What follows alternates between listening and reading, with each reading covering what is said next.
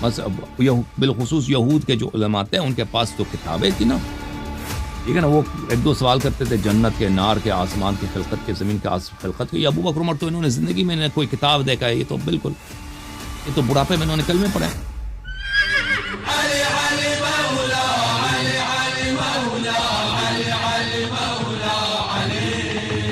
تعالیٰ کا احسان ہے، اللہ تعالیٰ کا احسان ہے. Thank you sir. آپ سنائیں، کہاں سے کال کیا؟ ہاں جی، میں فیصل آباد پاکستان سے. اوکے سر، کیا حکم ہے؟ ذاکر ہیں آپ؟ علامہ؟ نہیں میں نہیں ایک اسٹوڈنٹ ہوں. اچھا، اصل میں شیعہ یا غیر شیعہ؟ میرا کوشچن تھا، میں پہلے تو سنی تھا، اب شیعہ. ماشاء اللہ ماشاء اللہ، حکم کریں، کیا حکم ہے بھائی؟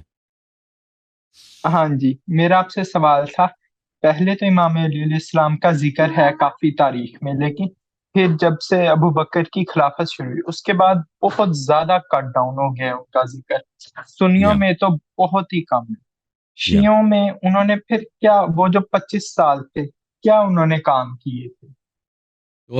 یہ بہت تاریخ عرصہ تھا امیر المؤمنین علیہ الصلوۃ والسلام کا، کیونکہ حکومت ان کے بدترین مخالفین، بدترین دشمنوں کے ہاتھ میں تھی، اور وہ لوگوں کو منع کرتے تھے امیر المؤمنین علیہ الصلوۃ والسلام کے پاس جانے سے، ان سے رجوع کرنے سے. اور لوگ بھی دنیا کو دیکھتے ہیں نا، لوگ بھی ایسا ہیں کہ نا، جس کے پاس دولت ہے، جس کے پاس حکومت ہے، اسی کے پاس جاتے ہیں. لوگ تو اس طرح نہیں ہے کہ جو حق ہے ہم اس کا ساتھ دیں گے. لوگ دیکھیں گے ان کی منفعت کس میں ہے، ان کے اپنے منافع کس میں ہے. اب حکومت کے پاس پیسے ہیں، حکومت کے پاس غنائم آتے ہیں، وہاں سے بیت المال سے زکوٰۃ آتا ہے، یہ لوگوں میں بانٹتے ہیں، تو وہ لازمی بات ہے لوگ ان کا ساتھ دیں گے. تو یہ وہ عرصہ تھا کہ امیر المؤمنین علیہ الصلوۃ والسلام اور پھر ان کا جو اہل بیت علیہ السلام کے جو جائیداد تھے بھی انہوں نے اس پہ قبضہ کر لیا، حکومت والوں نے، خلافت والوں نے وہ بھی لے لیا. تو یہ مالی لحاظ سے بھی بہت ہی سختی میں پڑ گئے اہل بیت طاہرین علیہ السلام، امیر المؤمنین علیہ السلام. تو اس عرصے میں امیر المؤمنین علیہ الصلوۃ والسلام کیا کرتے تھے؟ ان کا کام یہ تھا کہ وہ محنت مزدوری کرتے تھے، باغوں میں جا کر دوسروں کے باغوں میں محنت کرتے تھے. کسی کے لیے کنواں کھود لیا، کسی کے کھجور کے درختوں کو پانی دے دیا. اس طرح اپنے بچوں کا ان کو اپنے بچوں کے لیے محنت کرتے تھے، ان کا معیشت فراہم کرتے تھے. اور اس کے علاوہ بہت دفعہ ایسا ہوتا تھا کہ یہودی آتے تھے، نصرانی آتے تھے، روم وغیرہ سے، انڈیا سے، دوسرے ملکوں سے لوگ آتے تھے کہ یہ نیا دین آیا، ہم اس کو چیک کریں، یہ کیا چیز ہے. بڑے بڑے علماء آتے تھے، تو وہ آتے تھے ابو بکر عمر کے پاس، کہتے ہیں نبی آپ کا کہاں ہے؟ وہ کہتے تھے نبی تو وفات ہو گئے نا. مسلمانوں سے جب پوچھتے تھے پرافٹ مر گئے، تو کہتے ہیں اس کا خلیفہ کے پاس لے کے جاؤ. اور لوگ ان کو لے کے آتے تھے ابو بکر یا عمر کے پاس، تو ان سے سوال کرتے تھے، ایک دو سوال کرتے تھے، دیکھتے تھے اس کو تو کچھ نہیں آتا، ان کو کچھ نہیں آتا. بڑے بڑے علماء آتے تھے اور پتہ چل جاتا کہ ان کو کچھ نہیں آتا.